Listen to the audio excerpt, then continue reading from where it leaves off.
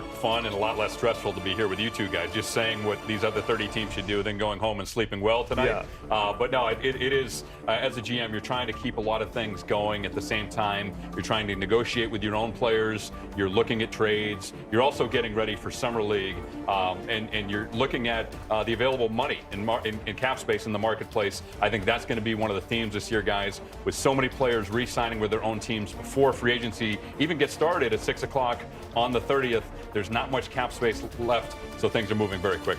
You know, a question I had, Ryan, when I was a player, how did you handle when, obviously at this time as a player, players wants to know, they hear their name, and obviously them or their agent call you and say, what's going on? I'm hearing rumblings about me being in a trade or whatever the situation may be. How did you handle that? I think you always have to be honest with them. And one of the things that I always tried to do is be straight with the player. There are very few guys in the league who are untradeable. You guys know that. Recently, Kevin Durant's been traded. Giannis may be traded at some point over the next year. So there aren't many untouchable players. I think the players and their agents always respect honesty up until a point. There's only so much you can tell a guy. But this time of year, you'll see a lot of names swirling. In the league, really, guys, is becoming more about the trade market than the free agent market. I think, Nabil, these contracts are so significant now that not many players are getting to unrestricted free agency, especially the stars. They're signing with their current team, and then they figure out if it doesn't work out later on, they can push for a trade. All right, let's talk about some of these stars. And there's no bigger star than LeBron James, who's reportedly opted into his player option, $52.6 million for this upcoming season. His agent, Rich Paul, had this to say, and this is kind of interesting because, again, LeBron's previous playbook, he's always opted out and done a 1-and-1. But this is what he had to say to ESPN. Quote, LeBron wants to compete for a championship. He knows the Lakers are building for the future. He understands that, but he values a realistic chance of winning it all. We understand the difficulty in winning now while preparing for the future. We do want to evaluate what's best for LeBron at this stage in his life and career. Ryan, what do you make of that? Well, I guess I push back a little on the realistic chance of winning it all because the Lakers were the 3rd seed in the Western Conference. Yes, they lost to Minnesota in the first round, but they made the huge move last year to go get Luka Doncic.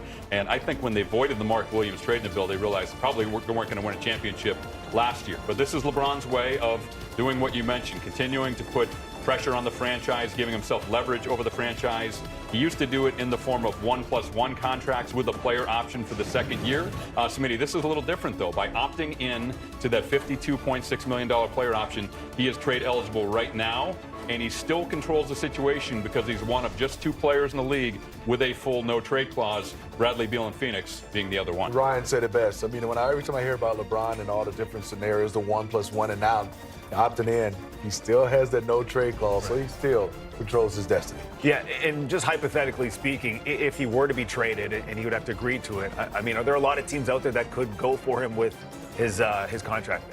Well, it's complicated, Nabil, and that's why he didn't just opt out and look for a home in free agency. As we sit here on the eve of free agency, which starts at 6 o'clock on June 30th, only one team, the Brooklyn Nets, have or can get to maximum cap space. So the league is becoming more about trades, and it's complicated, guys. With the aprons, the highest spending teams have difficulty receiving a significant salary, like LeBron's $52.6 million back in a trade.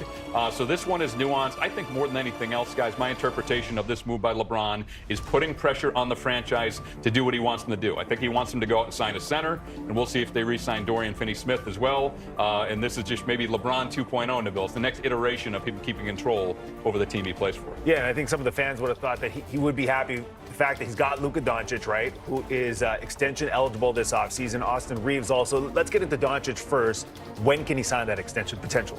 Not for about another month, until August 2nd. And that is because he was traded from the Dallas Mavericks to the LA Lakers on February 2nd. You have to wait 6 months. Dallas really put Luka in a tough spot here in the bill. It cost him over $100 million because he's not eligible for the big Supermax extension now. So we'll keep an eye on that. I wouldn't at all be surprised if he signs a shorter extension with the Lakers. He's eligible for a 4-year deal at the $228 million level. Smitty, I wouldn't at all be surprised if he signs a 3-year deal at a lesser amount. I think it's about $165 million. And if he gets a player option after year 2, that lets him get back into free agency sooner in 2028 when he's in that biggest max range, the 35% max range. So the Mavs, by trading him, cost him some money. I'll be interested to see if he keeps that control and flexibility and gives himself the right to be a free agent sooner. So after the 6 months, that's around August 2nd, August 3rd, right, that he can sign his extension. Let's just say he doesn't want to sign it, Ryan. I'm just throwing it out there because he doesn't have to sign the extension. Where does it leave the Lakers if you're the GM of the Lakers? Panicking, to be honest. Rob Pelinka would never say that publicly, but if he doesn't sign it, he does have a player option for next year, the 26-27 season. But if he doesn't sign some type of extension between, say, August and the trade deadline to Bill, I think the Lakers would have to think about dealing him. I know that's a possibility they don't want to look at in L.A. I don't think it will get there, but you're right. The Lakers didn't draft him. They traded for him, and we'll see how it works out with Luka in L.A. A lot of moving parts right now to Bill around the L.A. Lakers. What about Austin Reeves? So Austin Reeves, the problem with an extension with the Lakers is his current salary is so low. He makes about $14 million that they cannot extend up it to a level that he would want. They would offer the max that was available to offer 4 years, $89.2 million, and he said no because he could make a lot more than that on the marketplace. Next year, for example, if he declines his player option and signs a 4-year deal, that's $190 million. So that's $100 million more. So of course he's not going to sign now.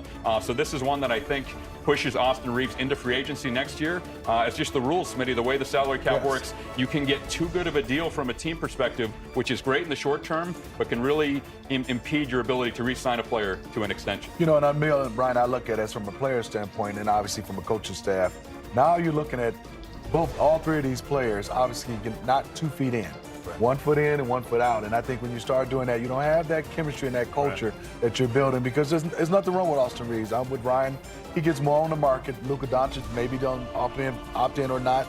And then obviously with no trade clause with LeBron James, you still have a team. How do you build around these guys when they're all not set in stone yet? Some uncertainty there, no doubt about that.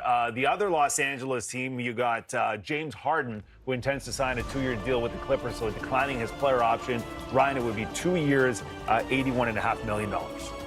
Yeah, he declined a player option, about $35 million to Bill, and it seems to me there was a good compromise here between the player and the team.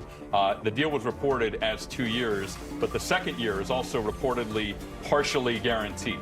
So James Harden has a player option. He has some control over the situation, so he can opt in. And it's kind of a mutual option because if he opts in, the Clippers can either give him the full amount, which is about $41 million next year, or they can eat the partially guaranteed amount and make him a free agent. So, Smitty, I think a good compromise, and you'll see a lot of compromises continue, I think, especially with these veteran stars because of the lack of available cap space in the marketplace. And the one team that has it, the Brooklyn Nets, don't seem like they're trying to necessarily win. I think they're going to use it to absorb bad contracts and be a dumping ground. Yeah, I totally agree. And I looked at it, not speaking to James Harden, he looks comfortable. Yeah. He looks happy. And obviously, Kawhi Leonard coming back at the end of the season looking that healthy. I think they're looking forward to next season. They can come out and make some noise in the West if Kawhi's healthy. Yeah, he looked real good with the Clippers, right, in his first year with the Clippers. Reports suggesting that Julius Randle intends to sign a 3-year